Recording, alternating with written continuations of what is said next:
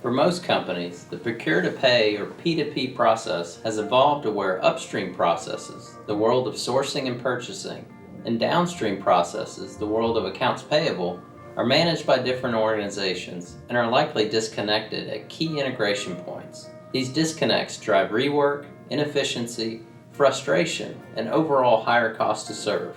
Inherently, business drivers are different for these two groups.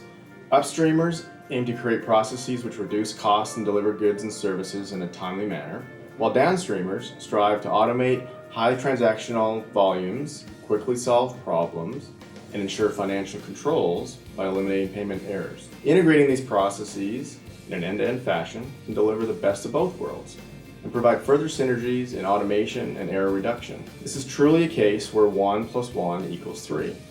However, different reporting lines, strategic objectives, and operational mindsets create quite a few challenges in organizing and operating these processes in an end-to-end fashion. In fact, a recent Scott Madden study showed that 63% of organizations operate purchasing and accounts payable as independent functions. So how do we help these two streams speak the same language? How do we fix the disconnect and operationalize the P2P process to better serve the end customer? The first area of focus is creating alignment within a company for a defined P2P strategy.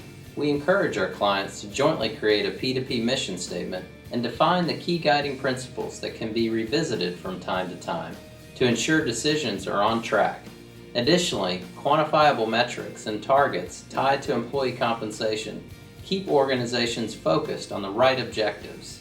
The second area is developing an effective governance model to evaluate transformation effectiveness and address issues and obstacles as they arise.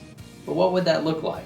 At a minimum, an executive governance tier is needed to help prioritize improvement opportunities, manage service level agreements, and oversee implementation progress and deal with escalated disputes.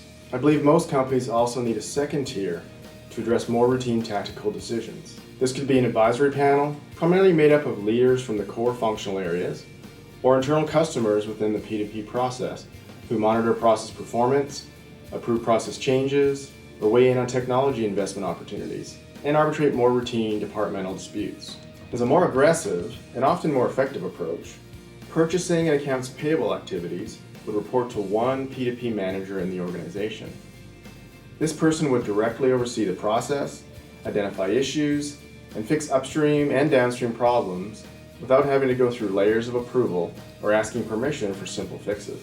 The third area is a defined service delivery model that identifies your customers, your internal menu of P2P services, and leading practice delivery channels to make the overall experience better for your customers. These are typically managers, buyers, vendors, and even government agencies. Delivery models are typically divided into tiers to enable us to think more clearly about the characteristics of the work that is involved versus the work itself. Work the end customer can do for themselves, like entering new vendor data into a database or checking the status of a vendor payment through a portal, is thought of as Tier 0, requiring no financial or purchasing involvement. Transactional work, such as purchase order creation and invoice matching, is the first tier of the delivery model. The focus here is on automating large volumes of work. Problem solving is the second tier of work. For P2P, this usually involves addressing vendor payment questions and internal buyer process issues. The third tier focuses on policy exceptions or work that involves in-depth analysis. Good examples are establishing vendor discount terms and payment process exceptions. Defining work tiers helps us more clearly align the right skills and compensation levels of the appropriate types of work.